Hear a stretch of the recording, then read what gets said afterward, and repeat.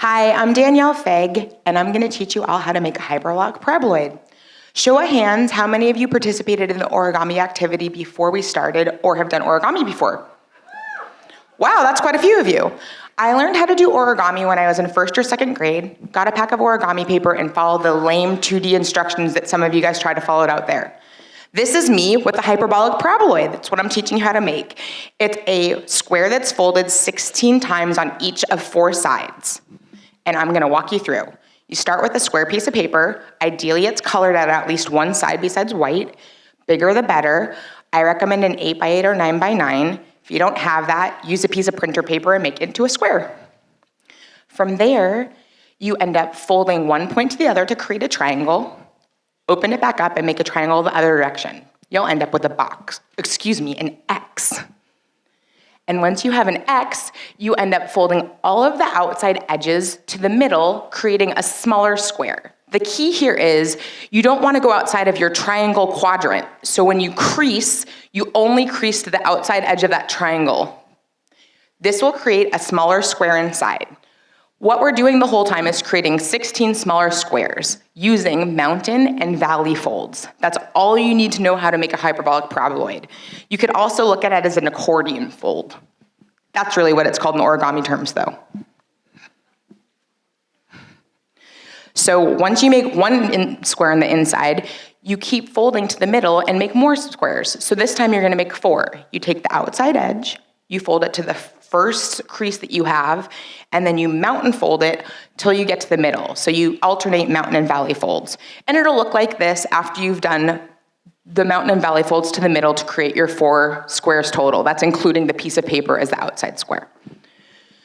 And making these takes 20 to 30 minutes because of all the little folds. If you don't have that kind of patience at this point, you could just turn it into a pinwheel and you could give it to, your friend or a kid, and they'll enjoy that and no one will ever know that you decided to give up.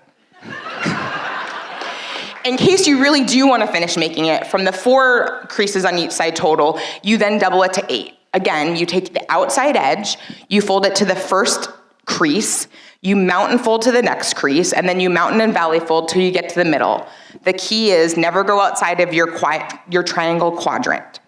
So this is me finishing up the 8 folds on each side. And from here, you're gonna do 16 folds on each side. And you'll see in a second what it looks like when you have 8 squares on each side. This is way closer to the hyperbolic paraboloid shape. I know it doesn't really look like it yet. And here's a trick. If you really don't want to fold it 16 times on each side, you can stop here, but it won't look as cool. At the end, you'll see how to make it pop into the hyperbolic paraboloid shape. Also, I really recommend having a helper. Kevin, not so helpful. I mean, he's really cute and he talked a lot at me and meowed, but he didn't really do anything other than kind of get in the way.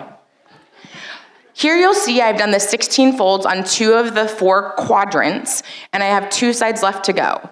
It's really important that you fold very precisely and don't ever go outside of that triangle quadrant that you're in, because the goal is you're making 16 smaller boxes.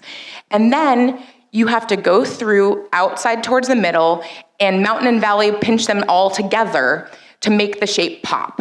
And you'll kind of see in the next picture, you want to slowly start kind of pinching them into the middle, like that. And eventually, you'll end up with something that looks like this. After you pinch, you'll get there in 1 second. So it's pretty narrow and compact. You could put it in your pocket like I did, and that's what it looks like. And then from there, you just kind of fan it out, and you have this really cool arched shape that you made from a flat piece of paper. And I really recommend that you guys all make bets with your friends and be like, I bet you that I can make an arched math shape for $5. And be like, I bet you can't. Because they don't know how to make a hyperbolic paraboloid and they're gonna be like, wait, what? You can make some 3D shape out of a 2D piece of paper?